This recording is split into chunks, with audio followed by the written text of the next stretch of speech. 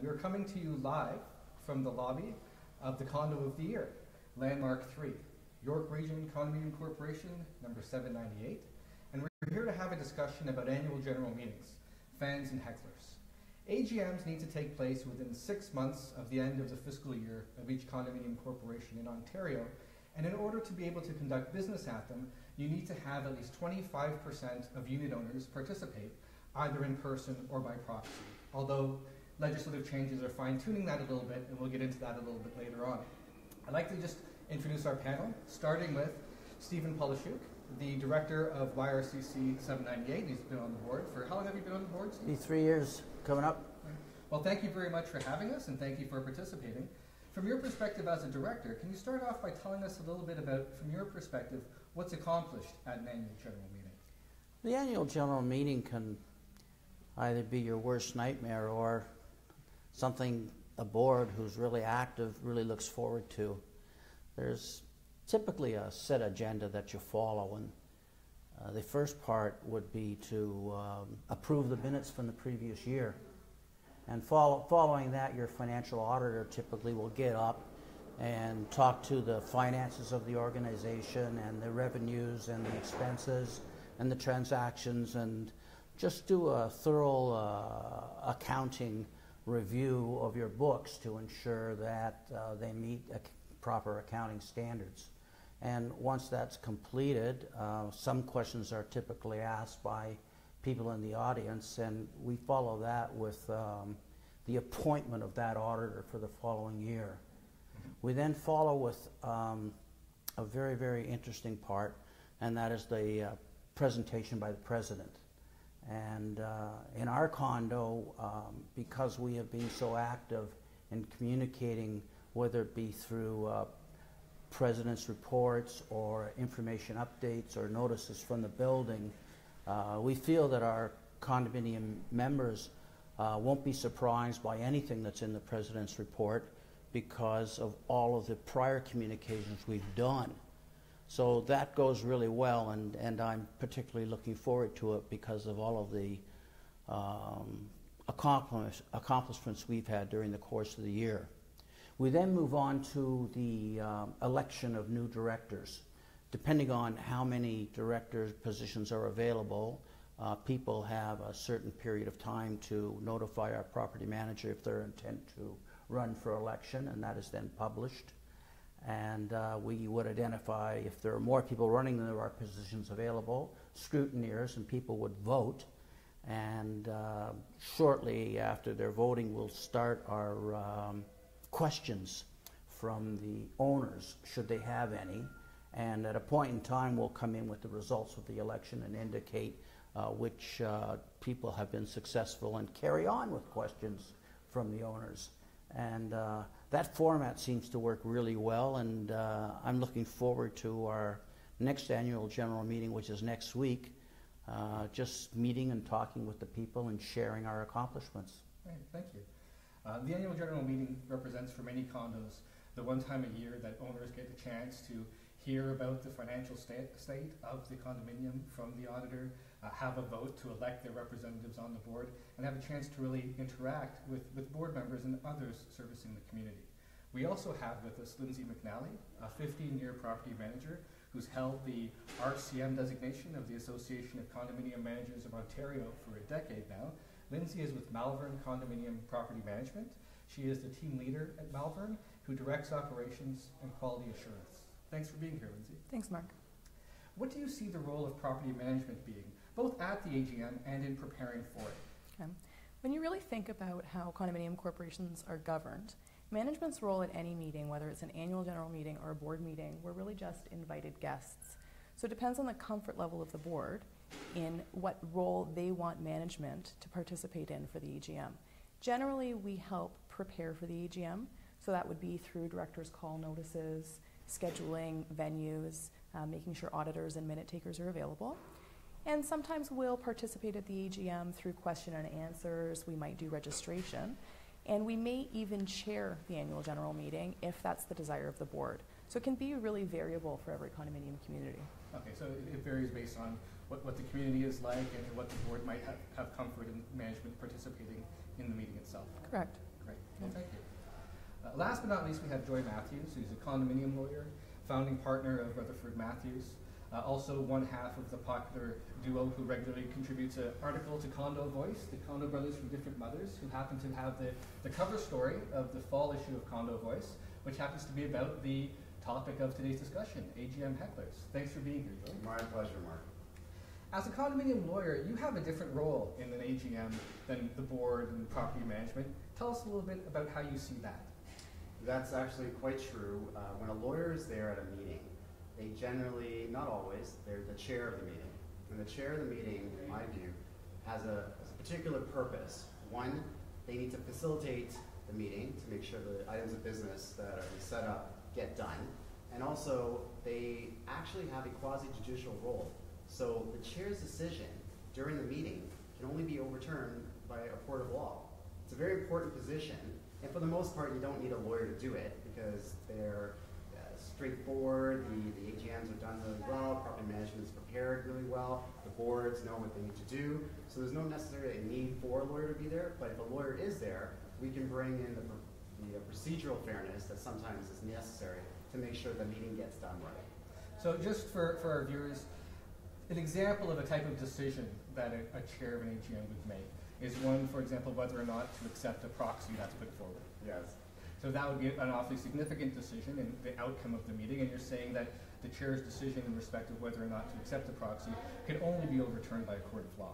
That is correct, and it's a tough position when you have, let's say, the president of the board, which is often how governing documents are set up, is entitled to chair the meeting unless they appoint somebody else, such as property management or someone else as a lawyer. And it's a difficult position for that person to be in when they need to make a decision, such as invalidating a proxy, which could then determine the outcome of an election. Right. Because condos are personal, and everyone's going to know everybody, and most owners don't understand fully the position of the chair. So sometimes it's nice to delegate that responsibility just for the meeting to someone else, and frankly, a third person, a third party, alleviates a lot of stress that could happen probably before the meeting and after the meeting as well. Great, thank you. The smooth running of an AGM can be interrupted by the term that we've come up with as AGM hecklers. Could you tell us a little bit about what an AGM heckler is and perhaps why they exist? Maybe since I just finished, I can start. As a lawyer, I'm not there before the meeting. I usually just get parachuted in, chair the meeting, and make decisions, and then I'm gone. The AGM heckler, when I see somebody who we would potentially call an AGM heckler, I think that person is frustrated, and they're frustrated because their voice wasn't heard before the meeting. And so what they're using is the meeting as a platform to express themselves. I mean, that's my particular view, just because I get parachuted in. And it's important from my perspective to allow that person to have a space to be heard and so on. But that being said, that person obviously lives in the building, there's an owner, there might have been a previous relationship with the management and the board. I don't know that history necessarily, so I have to go off with how they're expressing themselves at the meeting. But that's my particular view on it. Okay. Sometimes, Sorry, go ahead. sometimes, thank you. Sometimes we can get a very passionate individual who's very, very concerned about the cost of a certain project and feels as if the board has gone above and beyond what was necessary. And no matter what you say or no matter what you do, you're not going to change that person's mind. He just feels as if you've overspent. And sometimes you just have to agree to disagree and move on, because situations like that just cannot get resolved. It was coming at the problem from two different perspectives, and the board felt it was necessary. They wanted a certain standard, and the individual thought they could do it for far less money. And neither one is wrong, but you just have to live with the decision because it's done. But one thing that your board has done, and it's why you are the Condo of the Year, is you've really made an effort to go above and beyond with communication. You've said that the people who come to your AGM, nothing's really a surprise because the board really tries to communicate in advance and let people know For the example that you gave, if there was a spending decision that was unpopular with somebody or a small group, they already have the information as to why the decision was made. A lot of times AGM hecklers emerge because the AGM is the one time a year that owners really have an opportunity to feel heard. And if you have a condominium community where a board isn't going above and beyond with communication, they may be very frustrated because of a lack of understanding and a lack of information. And a key is that in addition to the AGM, I think it's important when you have major projects that are going to be undertaking that you share as much of that information as possible with your owners. I mean, I'm an owner the same way he's an owner or she's an owner, and they have a right to know as much as they possibly can what's going on. So we sometimes have individual meetings addressing that one subject matter, like refurbishment, where we can share with them some of the things we're looking at and the direction we're going in, and even get some input. Yeah. So it's really important. The more you communicate and the more honest you are, the more transparent you are, the better your annual general meeting will flow.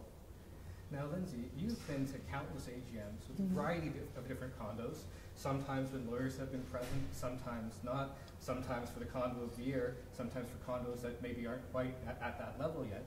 What's your perspective on AGM hecklers and why they exist? So for me, I find the most common issue that AGM hecklers are raising is that they don't agree with the declaration, the bylaws, and the rules.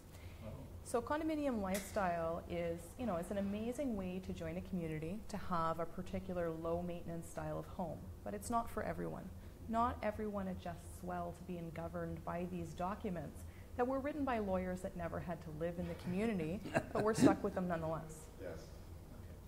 Okay. And to go about changing those governing documents, actually, Stephen, you're going through that right now. You were mentioning to us that your board is in the process of trying to pass a bylaw at next week's annual general meeting. For those of you who don't know, for a condominium community to pass a bylaw, it's not just the 25% participation of unit owners that you need to conduct business at an AGM. You actually need a majority of all owners, over 50% of all owners in the community, to vote in favor of passing the bylaw. While we're talking about AGMs, would you mind just telling us a little bit about what your board has done in the approach to being able to try to pass the new standard unit bylaw? And what was critical is that it's the standard unit bylaw that we're looking to pass. And what was important is to try to explain to the actual owner, not using legalese, but using common English, what this particular bylaw can do for them in terms of making the individual responsible for that type of damage that they may cause through negligence. Whereas without that standard unit bylaw, the board may go to the owner and say, you caused this, you got to pay, and the owner will say, well, I'm not, take me to court. And you can run into some tremendous problems that way. So in explaining in as simple English as possible the advantages of it, we've been able to accomplish a great deal, and we're pretty close to getting it passed. So we're very, very pleased about that. So your approach hasn't been just to wait until the annual general meeting and present the bylaw to owners and hopefully have the majority of owners show up to the meeting. You've actively been going out and collecting proxies in advance and circulating information in advance so the owners are aware of what's going on. Absolutely. When they come in from the parking underground or when they come in through the front door for 3 straight days, we've had tables set up with directors sitting at those tables asking people, have you got a minute, can you come over? We need to explain something to you that will help you keep your common element costs down. And as soon as people hear control my common element costs, they get very interested. Absolutely. I also saw at your table you had candy, and I'm sure that doesn't hurt either to people. Yeah, we made them as comfortable as possible.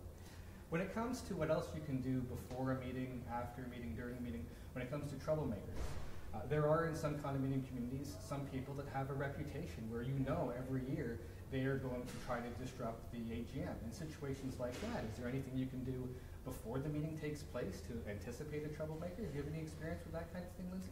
Well, there's a variety of things that you can do. And first of all, having a well-prepared manager will help to control that, because the manager is really the person who's involved with the day-to-day operations of the condominium corporation, and they know what the current hot topics are. So the manager really should speak with the president of their board or another director who's comfortable preparing a director's report to talk about all the accomplishments throughout the year, but also to be honest about what challenges that you've faced. If you prepare a really good director's report and it's well delivered by your director, you can actually preempt a lot of the questions that will come from the floor during new business. But in order to prepare that great report, you really need to be honest with yourself about what's going on in the corporation. Okay. Yeah. Now, Joy, I know in addition to being a condominium lawyer, you've also been a karate instructor. And you've mentioned in the past to me how your experience as a karate instructor has come in handy when it comes to dealing with difficult people at AGMs during the meeting itself. Could you share a little bit about your perspective? Sure. Yeah, no, I use that analogy often. And the reason being is when I was teaching karate, the way, if you ever take karate or do martial arts, when you come to train, the gym, the studio that you're in is no longer a gym or studio. They call it different names. For karate, it's called a dojo. And the dojo has a special space, and you're supposed to respect the space. And you bow in, you bow out, all that stuff.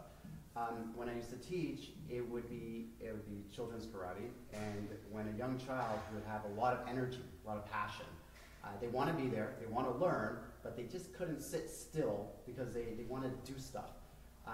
One tactic I use would be to bring them to the front of the class with me, stand next to me, and go through the movements together, whether it's upper block, a punch, a kata, and that person would be my little shadow to some degree.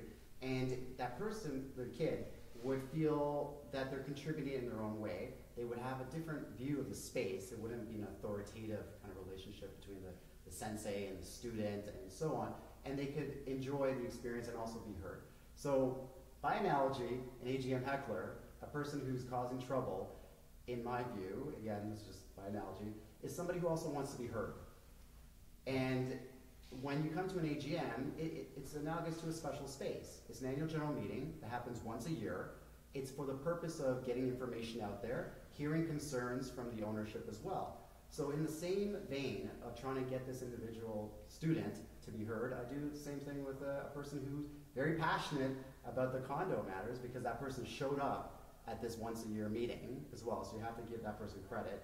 And two, they want to be heard. They want something to be said. Now, do I bring them to the front and share with me? No, that obviously doesn't work. But I give them the opportunity to be respected. I give their viewpoints the opportunity to be heard. And I also try to make sure that order is maintained within the AGM so that we can get through the items of business. Very similar to a dojo. You try to make sure you have control.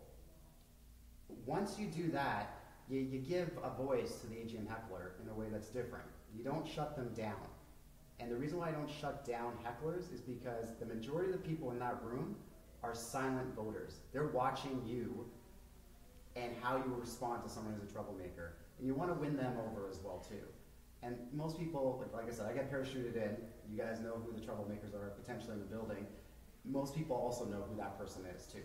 So they may automatically not want this person to be heard, but again, I'm here to chair the meeting. I'm here to facilitate a discussion and make sure anyone who's passionate about a condo gets their opinions out in a fair manner. So the martial arts analogy really comes down to just giving them respect and giving them opportunity to be heard. So it's about striking a balance to give everybody an opportunity to feel heard and to allow the business that you're there to be conducted. Stephen, when we were talking before, you mentioned about a technique that you have for after the AGM, that if you have somebody who's there and who's very passionate about a particular issue, what do you do to allow that person to feel heard? As Joyce said, you give the individual an opportunity to express themselves, but at a point in time you realize that you still have a legal requirement to accomplish certain other items at your annual general meeting. So you say, well, ma'am, you've got an excellent point, and I think that we should continue this discussion offline as opposed to in the meeting so that we can continue with this business. But I give you my word that you will have an opportunity to sit with the board and to discuss your issue, and together we're going to work out a resolution that helps us both address the problem. So it's taking it offline. Okay, so it doesn't stop them from being able to continue on to explore their concern and their issue, but allows the meeting to progress. And Absolutely. Lindsay, do you see management having a role in those post-meeting follow-ups? Absolutely. Management's main role is to coordinate the business of the corporation on behalf of the board. So if the board is legitimately interested in the thoughts, of someone at the annual general meeting who's speaking out about issues in the condominium corporation, management has an obligation to follow up and make sure that the board has all the information to consider.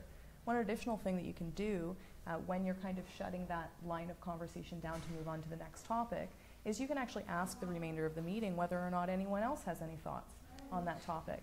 And then that way you're not dismissing the heckler's thought, but you're giving everybody else an opportunity to be heard as well. So it's not dominated by one person, the discussion opens up to have several owners be able to participate. Exactly. I think the key really is, and Joy touched upon it, is respect.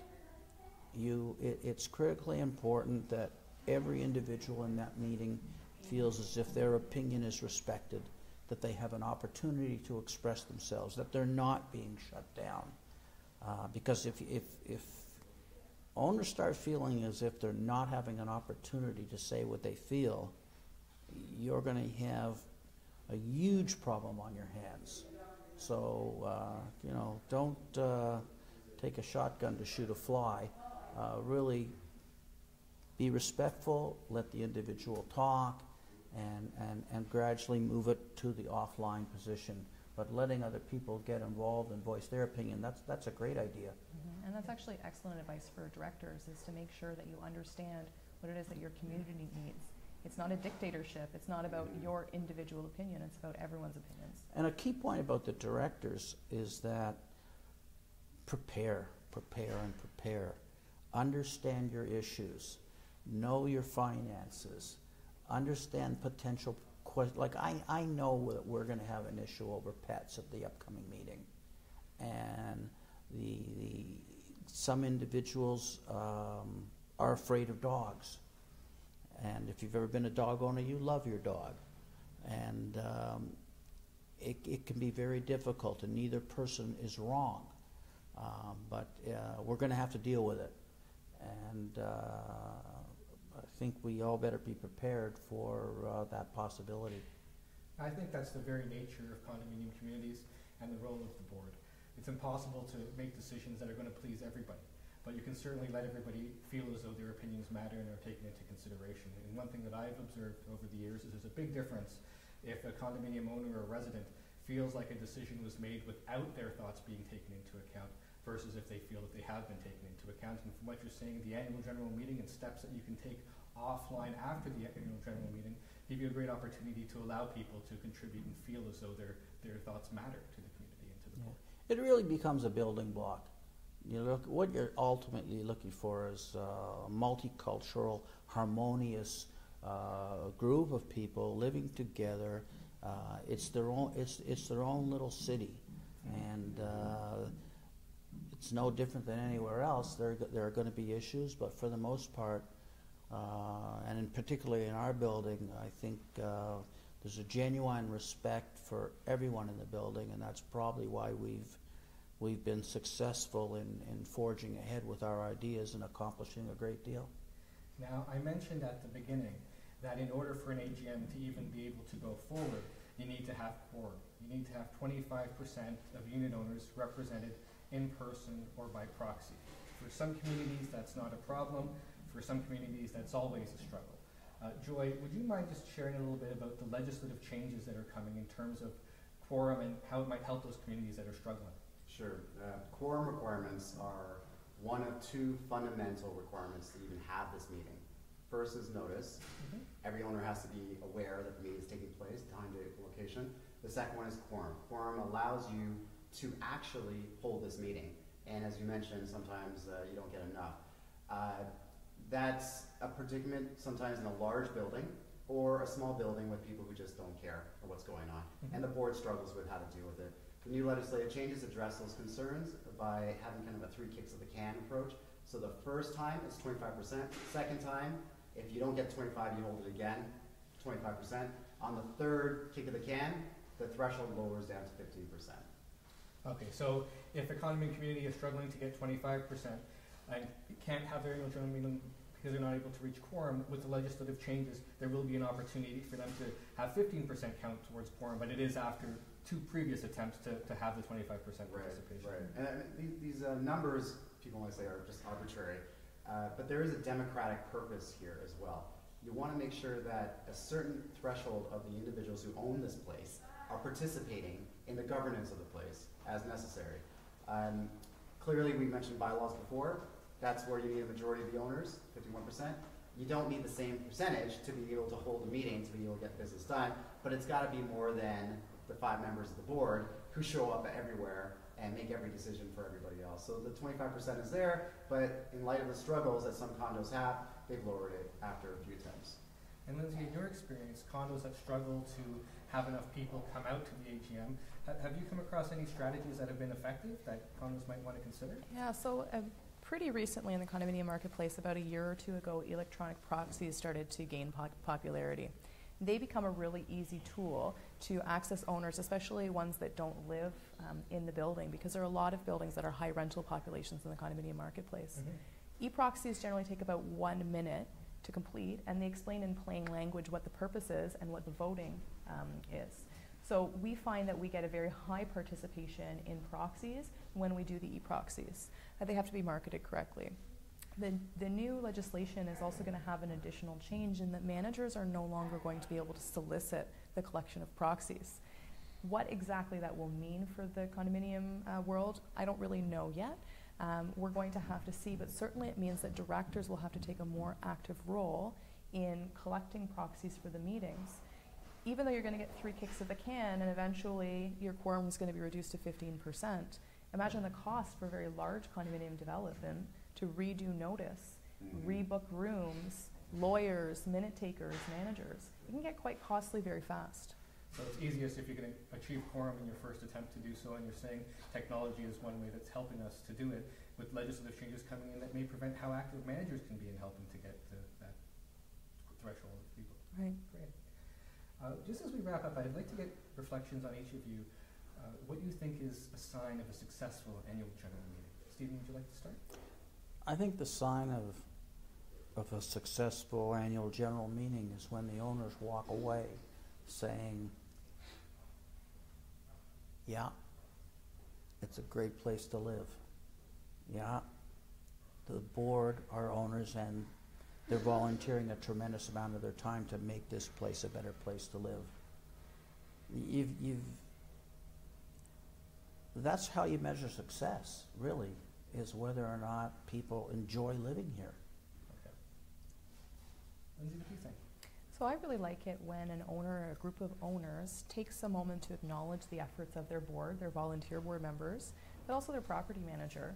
The operation of a condominium is complicated, and there is a lot that goes on behind the scenes throughout the year, and I think a lot of people don't give enough credit to managers and directors who put a lot of time into the successful operation of their home. No. Joy, what do you think? From my perspective, as I mentioned, we get parachuted in, so I'm much more business-oriented than you guys. I think a successful AGM, from my perspective, would be the business gets done. We're within time, because usually these rooms are booked for a distinct period of time. And as the chair, I facilitate a healthy discussion so that everyone gets heard. So those are the 3 that I think would be characteristic of a successful AGM. Great. Well, thank you 3 very much for participating in this.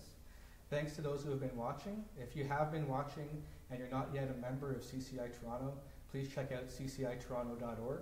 And all the benefits of membership include access to our award-winning quarterly magazine, discounts to go to courses, conferences, seminars, e-blasts on relevant information. I'd like to thank you once again, Steve in particular, for hosting us here today at the Condo of the Year, Landmark 3. I'd like to thank Luis Fernandez for helping us out behind the scenes and letting this all be possible, and all 3 of you for your time. Thank you very much. Thank you, Mark. Thanks, Mark.